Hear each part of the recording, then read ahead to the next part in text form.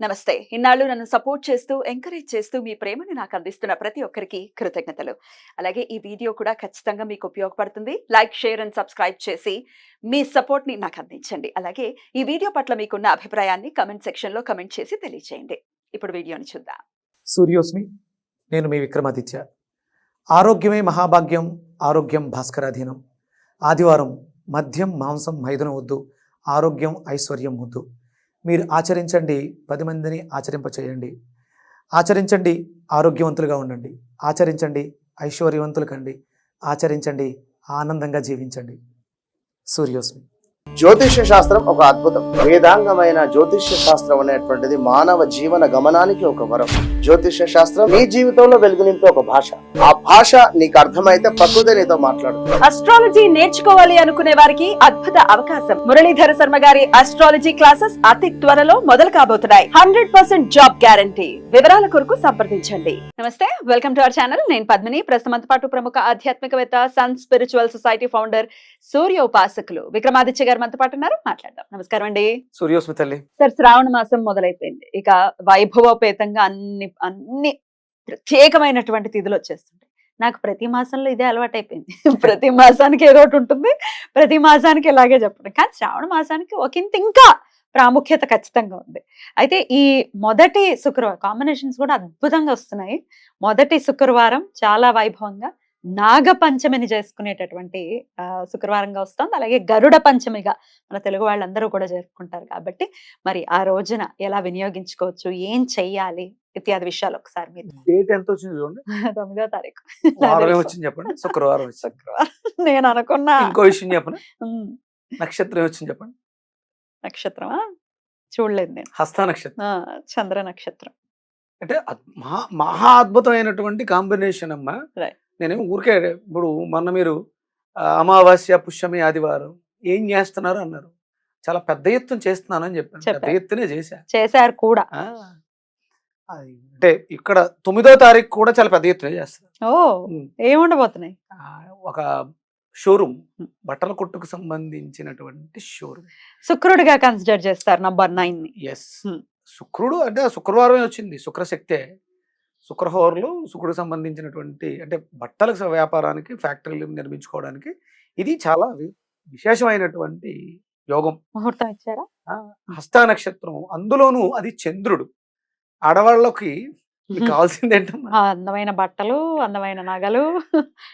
మనస్సే. మీరు వచ్చి వ్యాపారం చేశారంటే అద్భుతంగా ఉంటుంది. అది కళారెడ్డి గారు అని చెప్పేసి మాకు బాగా కావాల్సిన ఆవిడ చిన్న చిన్న చేసేది. ఇప్పుడు పెద్దగా షోరూమ్ లాంచ్ చేస్తున్నారు. నేను చూసుకుంటానమ్మా, నాకు వదిలేయండి అని చెప్పేసి ఆ రోజు ముహూర్తం పెట్టి ఓపెనింగ్ చేయిస్తున్నాం. అంటే ఇది ఎందుకు చెప్తున్నానంటే చాలా అద్భుతమైనటువంటి యోగం. మీరు అడిగిన ప్రశ్న ఏంటి? పంచమి, నాగ పంచమి, గరుడ పంచమి. అంటే పంచమి పూట మంచిదని ఒక పాట కూడా ఉంది. అంటే చాలా విశేషమైనది. అంటే పంచమి అనగానే మీకు ప్రేమ. పంచమి అంటే మనం కాలపురుష యోగంలో చక్రంలో 5వ దాన్ని పంచమ స్థానాన్ని పుత్రస్థానంగా, ప్రేమస్థానంగా, విద్యాస్థానంగా కూడా భావన చేస్తాం. అందులోనూ మనకి శ్రావణ మాసంలో మన కూరగాయల థెరపీ గురించి మాట్లాడుకుంటూ వెళ్ళినప్పుడు అది సింహరాశి అవుతుంది. అంటే పంచమ స్థానం సింహరాశి. ఈ శ్రావణ మాసం సింహరాశిలోనే పడుతుంది. అంటే సూర్యుడికి శుక్రుడికి ఉన్నటువంటి సంబంధము. మీకు ఒక మంత్రం చూపిస్తాను. ఋగ్వేదంలో ఉన్నటువంటి మంత్రం ఒక అద్భుతమైనటువంటి మంత్రం. అంటే మనం వేదాలు ఎందుకు చదవాలి అనే దానికి ఇది అర్థం ఇస్తుందమ్మా. యహ శుక్ర ఇవ సూర్యో హిరణ్యమివ రోచతే శ్రేష్టో దేవానాం వసు. ఋగ్వేదంలో 1:43 మంత్రం అది. ఏముంది అందులో? యహ శుక్ర అంటే శుక్రుడు ఏంటి? శుక్రుడు యొక్క ధ్యేయం ఏంటి? మనల్ని సంపన్నులని చేయటం. అంటే సూర్యుడిలోంచే వస్తున్నటువంటి కిరణాలకి, ఒక్కొక్క కిరణానికి ఉన్నటువంటి పేరే ఈ గ్రహాలుగా తీసుకోవడం జరిగింది. అది వర్ణం తెల్లగా ఉంటుంది. శుక్రవర్ణం తెల్లగా ఉంటుంది. అంటే శుక్రుడు అంటే తెల్లటి పుష్పాలు. మనం లక్ష్మీదేవిని కూడా చెప్పాం, తెల్లటి పుష్పాలతో, పద్మాలతో అమ్మవారిని అర్చించాలి, తెల్లటి వస్త్రాలు ధరించాలి అని చెప్పేసి. అంటే శ్రావణ మాసంలో మీరు శుక్రవారాలు చేసేటప్పుడు మనం ఇంతకుముందు కూడా చెప్పినట్టు ముత్తైదువులకు కూడా తెలిపి ఇవ్వండి అన్నాం. అంటే తీసుకోకపోతే అంటే ఏదైనా డిజైన్ ఉండేవి కలర్ ఇవ్వండి. డిజైన్ అవును. చేసుకుని ఇవ్వండి అని కూడా చెప్పారు. పువ్వులు అయితే తీసుకుంటారు తెల్లటి మల్లెపూలు మల్లెపూలు ఇస్తే ఇచ్చినా తీసుకుంటారు, అదే బట్టలు ఇస్తే తీసుకోవాలి. తీసుకోరు. అంటే తెలుపు అనేది శుభసూచకం, చాలా చాలా ఆహ్లాదకరాన్ని మనకి ఇస్తూ ఉంటుంది. ఇది శ్రావణ మాసం సింహరాశికి సంబంధించింది. సూర్యనారాయణమూర్తి యొక్క అనుగ్రహం ఈ భూమండలం మీద విశేషంగా ఉంటుంది. ఉమ్, మీకు సంక్రమణం కూడా ఉమ్. సింహ 17 సంక్రమణం 17వ తారీఖు 17వ తారీఖు తన రాశిలోకి స్వక్షేత్రంలోకి వచ్చేస్తారు. అందుకని ఇది చాలా విశేషమైనది. మనకి ఏం కావాలి? నాగపంచమని అంటే ఎందుకోసం చేస్తాం? ఉమ్.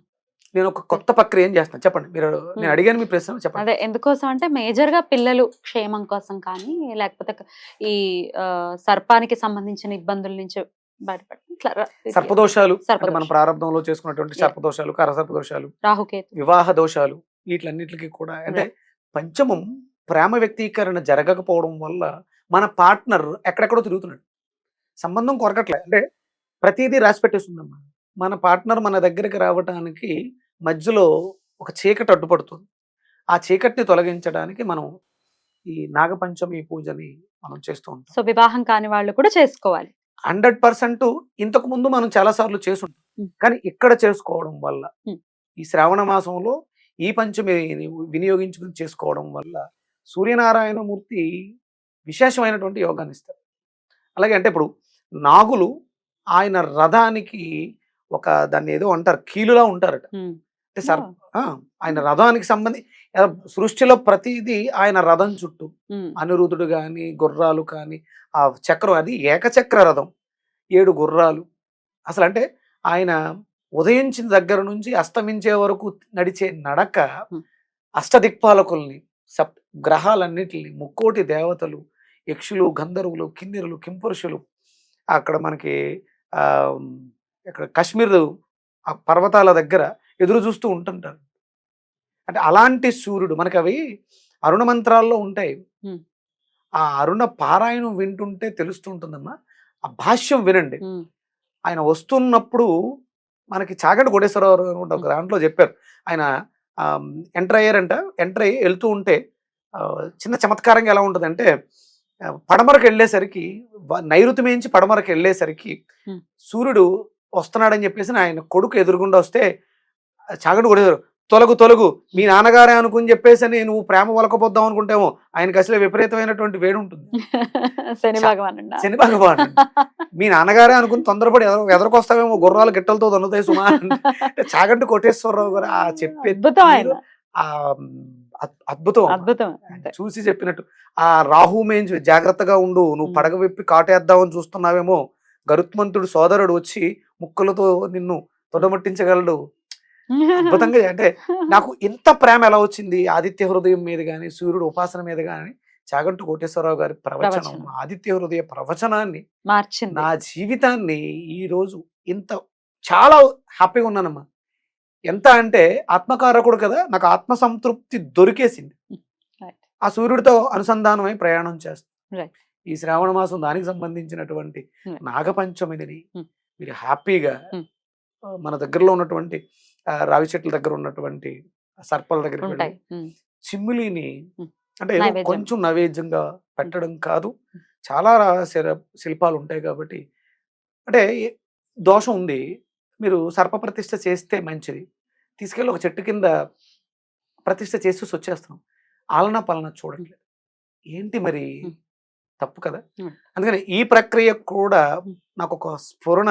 మొన్న నేను కుకే వెళ్ళాను కదా, కుకే సుబ్రహ్మణ్య స్వామి దేవాలయంలో ప్రదక్షిణ చేస్తున్న సమయంలో ఇలా కాదు ఇది కాదు, దీనికి ఏదో ప్రత్యామ్నాయం కావాలి అన్నప్పుడు స్వామి నాకు స్ఫురణనిచ్చారు. అది త్వరలో నేను ఒక జంటతో చేయించబోతున్నాను. ఇలాంటి ఇబ్బందులు లేవు. అయ్యో ఇది ఎవరో వాళ్ళ దోషం పోగొట్టుకోవడానికి ఈ చెట్టు కింద అక్కడ వెళ్ళిపోతున్నారు, అక్కడ ప్రతిష్ఠించేసి వెళ్ళిపోతున్నారు. దానికి ధూపదీప నైవేద్యాలు లేవు, ప్రసాదం లేదు. అంటే ఇది నేను పూరి వెళ్ళినప్పుడు 720 దేవాలయాలకి సంబంధించి నిత్యం ధూపదీప నైవేద్యం జరిగినా జరగకపోయినా ఒకవేళ వీళ్ళు అశ్రద్ధ చేస్తారేమో అని అక్కడ దాన్ని ప్రతిష్ఠించినటువంటి గురువులు ఇప్పటికీ శక్తి వాటికి ప్రతినిత్యము ఆ శక్తి వెళ్ళే విధంగా 720 దేవాలయాలకి శక్తి ప్రసరణ జరుగుతుంది. ఆ ప్రసరణ ఎక్కడైతే జరుగుతుందో అలాంటి క్షేత్రాల్లో ప్రతిష్ఠ చేయించాలనేదా మీ ఆలోచన? కాదమ్మా. ఉమ్, అదే ఇప్పుడు అక్కడ ప్రతిష్ఠ చేసిన ఉమ్, ఎంతమంది దానికి నివేదన చేస్తారు? ఉమ్, ఉమ్, దాన్ని మార్చాలి. ఉమ్. ఇప్పుడు ఎక్కడికక్కడ ఈ ప్రతి దేవాలయంలోనూ రావి చెట్టు కింద చూస్తే గుట్టలు గుట్టలుగా ఉంటుంది. ఇది కాదు, దీంట్లో మార్పు రావాలి. ఇది ప్రకృతికి ప్రమాదం కాకూడదు అని ఆలోచించాను. మరి ఏం త్వరలో చేస్తున్నారు? తెలియచేస్తాను, ఓ. చేయించి చూపిస్తాను. చేయించాక చెప్తా, వెండి తెర మీద చూపించేస్తారు. ఎందుకంటే నాకు వచ్చిన ఆలోచన Right. చెప్పా. ఉమ్, అంటే నాకు ఎవరైతే ఉమ్, ఈ శిల్పులు ఉన్నారో వాళ్ళతో మాట్లాడా. ఉమ్. ఆల్రెడీ నిన్న పుష్యమి ఆదివారం అమావాస్య Powerful. దీనికి సంబంధించినటువంటి క్రతువు ఒక 3 తయారు చేయమన్నాను. ఒక జంట మన మణిపద్మేహ మంత్రాన్ని 1,57,680 చేసేసి వాళ్ళు కోరుకున్నది ఏంటంటే అమ్మాయి తను ప్రేమించిన అబ్బాయిని పెళ్లి చేసుకోవడం కోసం వాళ్ళిద్దరూ కలిసి ఈ అమ్మాయితో సుఖంగా ఉండడానికి వాళ్ళకు ఒక ఎయిమ్ ఉంది. ఒక ప్రాజెక్ట్ మీద దృష్టి పెట్టారు. అయిపోయింది. సక్సెస్. బ్యూటిఫుల్. రేపు ఆగస్ట్ నెలలో ఈ ఆగస్ట్ నెలలో ఒక డేట్ అనౌన్స్ చేయడం జరిగింది. వాళ్ళ పెళ్లి బ్యూటిఫుల్. అది వాళ్ళ చేతుల మీద జరుగుతుంది. మరి వాళ్ళ జీవితాంతం హ్యాపీగా ఉండాల్సినట్టు అంటే నన్ను నమ్ముకుని నేను ఇచ్చిన మంత్రం, నా ద్వారా వెలువడిన మంత్రాన్ని 1,57,600 అంటే ప్రేమికులందరూ ఈ మంత్రాన్ని చదివిస్తే ప్రేమలు అదే వచ్చింది నాకు కూడా. ఫలితాలు అవుతాయంటే ఇంచుమించు అమ్మాయి నేను మహాసౌరయాగం మొదలుపెట్టిన దగ్గర నుంచి నన్ను ఫాలో అవుతుంది. 2020. అప్పటి నుంచి నాతో వస్తుంది, ట్రావెల్ చేస్తుంది. వాళ్ళ ఊర్లో కూడా సూర్యనారాయణమూర్తి దేవాలయం ఉంటే ఆ ఫోటోలు అవి తీసి పంపించింది. సిన్సియర్గా ఈ 3 ఏళ్ల నుంచి వాళ్ళు సిన్సియర్గా ఉన్నారు, సాధించారు. ఇక్కడ మరి ఈ ప్రేమ గురించి ఎందుకు మాట్లాడుతున్నానంటే అది నిజమైన ప్రేమ అయినప్పుడు రేపు వచ్చేటువంటి నాగపంచమి మీకు విశేషంగా ఉపయోగాన్ని ఇస్తుంది. సో చిమ్మిలి ఖచ్చితంగా నైవేద్యం పెట్టండి. చిమ్మి లేదో ఒక ముద్దలా కాకుండా మ్మ్. మీరు ఏం చేస్తారంటే దానికి శుభ్రంగా జలాభిషేకం, నీళ్లతో ఎక్కువ అభిషేకం చేయండి. పాలుని దేన్ని? రాతిని అక్కడ చెట్ల ఆ కింద విగ్రహాన్ని. ఉన్నటువంటి ఆ. మీకు కంటికి కనిపించింది మ్మ్. మీకు అర్థమైపోతుంది. దాన్ని శుభ్రంగా అక్కడ ఉన్నటువంటి మాక్సిమం ఒకటే కాదు ఒక 2-3 క్లీన్ చేసి క్లీన్ చేసి మ్మ్. అభిషేకం చేసి చిమ్మిలేని కొంచెం ఎక్కువగా వాటికి పూసేయండి. తాపడం లాగా. తాపడంలా చేసి అంటే నేను చేయబోయే క్రతువు ఇదే, కానీ కొంచెం డిఫరెంట్ గా కొంచెం. చేస్తున్నాను. అది ప్రకృతికి పర్యవసానానికి మేలు చేసే విధంగా చేస్తాను. రైట్. అది వైదికమై ఉండాలి. మళ్ళీ మ్మ్. అంటే మళ్ళీ అవైదికాల గురించి నేను మాట్లాడను. ఏదైతే మనకి ఆదిశంకరాచార్యులు వారు చెప్పారో పంచాయతన పూజా విధానంలో దాన్ని అనుసరిస్తూ ఎంతో కొంత లాభం ఉండాలి ప్రకృతికి కూడా. మన వల్ల ఇప్పుడు కూడా ప్రకృతికి హాని జరగకూడదు. Right. ఆ నాగదేవతల్ని నాగలోకం నుంచి బయటికి తీసుకొచ్చి కార్యక్రమాలు చేసి మాకు ఉపయోగపడు, మీకు ఏమైనా చేస్తుంటే ఆ దోషాలను పరిహరించి మళ్ళీ మీ లోకాలకి తిరిగి వెళ్ళండి. Right. మా ఇంటికి వస్తే ఏమిస్తాం, మీ ఇంటికి వస్తే ఏం చేస్తాం అన్నట్టుగా చేసి పంపించాలని ఒక ప్రక్రియని కనిపెట్టడం జరిగింది. సో తాపడం చేసి అలా వదిలేయటమే, మళ్ళీ దాని నుంచి తెచ్చుకోవటాలు ఇవి. ఆహా. తాపడం చేసి తాపడం వదిలేస్తే చేసి. మళ్ళీ గుర్తుపెట్టుకోండి, ఉం. ఇవాళ చేసేసాం, రెండో రోజు వెళ్ళి ఉం. అవి అక్కడే ఉండి ఇబ్బంది పెడుతూ ఉంటే తి- అక్కడ ఉన్నటువంటి పని చేస్తున్న వాళ్ళు తిట్టుకుంటారు. ఉం. అందుకని మర్నాడు వెళ్ళి శుభ్రంగా చేసేసి దాన్ని మళ్ళీ శుభ్రం చేసేయండి. ఉం. కొంచెం పసుపు రాసి బొట్టు పెట్టండి. అంటే పంచమి రోజు చేయాలి, ఉం. షష్ఠి రోజు చేయాలి. ఫస్ట్ రోజు. ఇది మర్చిపోకండి. ఉం. ఎందుకంటే మనం పాలు పోసేసాం, అయిపోయిందా, మ్మ్. అవి చెవులు పట్టేసి లేదా రాళ్ళు అవన్నీ ఎందుకు వచ్చింది? కాదండి, మనం చెయ్యాలి. ఉం. అభిషేకం చేసుకున్నాం, అవును, అదే తిట్లు ఎవరు తప్పు ఆ, కదా. అక్కడ పని చేసే వాళ్ళు తిట్టుకుంటారు, Exactly. ఆ ఇబ్బంది అవుతుంది. మనం గత్తర చేసేస్తున్నాం, మన పని అయిపోయింది, దేవుడు నాకు వరం ఇస్తే చాలు, వాళ్ళు జీతాలు ఇస్తున్నారు కాబట్టి వాళ్ళు పని చేసుకుంటారు. తప్పు. ఇది మనం శాస్త్రబద్ధంగా చెయ్యాలి. ఎవరికి నేను చేసే పని, నాకు ఫలితాన్ని ఇచ్చే పని మీకు హాని కలగకూడదు, చెడు జరగకూడదు, దాన్ని Right. దృష్టిలో పెట్టుకోండి. Right. దేవాలయాల్ని పరిరక్షించుకోవాలి, శుభ్రం చేసుకోవాలి. Right. అది వాళ్ళే చేసుకుంటారులే, మనకెందుకు లేని ఎక్కడ పడితే అక్కడ మనం అష్టదళ పద్మాలు ముగ్గులు వేసేసి పేపర్లు వేసేసి దీపాలు పెట్టేసి అలా వదిలేసి వచ్చేస్తాం. శుభ్రపరచడం. మళ్ళీ ఏదైనా ఒక శుభముహూర్తం వస్తే తప్ప మళ్ళీ దేవాలయానికి వెళ్ళం. మన దైనందిన జీవితంలో మన అనుదిన ధర్మాల్లో దేవాలయానికి వెళ్ళటం ఇలాంటివి అక్కడ దోచుకోవట్లేదు. ఎవరో ప్రాణప్రతిష్ఠ చేశారు, దానికి ఆహారం పెట్టట్లేదు, చూసాంగా మనకు అనిపించాలి. ఒక అట్టిపండు, పట్టిక బెల్లము, ఒక దీపం కంపల్సరీ మనం చేసుకుంటే ఇది ఇప్పుడు నీకు అవసరం లేదు. పెళ్ళి అయిపోయింది, పిల్లలు పుట్టేశారు, బాగున్నావు, కానీ ఎవరో చేశారు.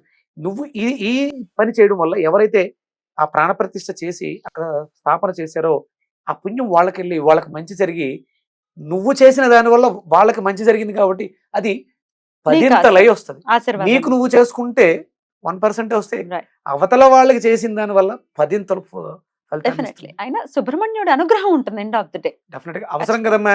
మా బాబాయ్ తర్వాత రోజు మనకి షష్ఠి వస్తుంది. మ్మ్. షష్ఠి కూడా మంచిదే కదా. అద్భుతం. అంటే 2 రోజులు కార్యక్రమంగా చేసుకుంటే ఒక్క రోజుతో నా పని అయిపోయింది అన్నట్టు వదలకండి. అదే మనం ఏదైతే పెట్టి అంటే అక్కడ దాంట్లో ఉన్న శక్తిని అంతటిని స్వామి సేకరించారు, తీసేసుకున్నారు. ఆ పదార్థాన్ని శివ మాలిన్యాన్ని తీసుకొచ్చి నదీ జలాల్లో కలిపితే జీవరాశి తీసుకుంటుంది. Right. లేదంటే మనకి సిటీస్ లోను ఉండదు చెట్లు చెట్లు, లేదంటే ఆ దుర్గమ్మ చెరువు ఇలాంటివి చెరువులు ఉన్నాయి సిటీస్ లో కూడా. ఉన్నాయి చెరువులు చెరువులు. చెరువుల్లో వేస్తే అక్కడ ఉన్నటువంటి జీవరాశి మిగతా దాన్ని స్వీకరిస్తుంది. Beautiful.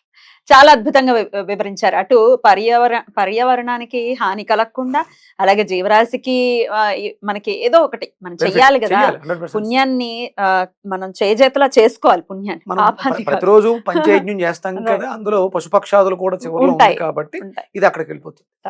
చాలా అద్భుతంగా వివరించారు సార్. కృతజ్ఞతలు. నమస్కారం. సూర్యస్మృతి.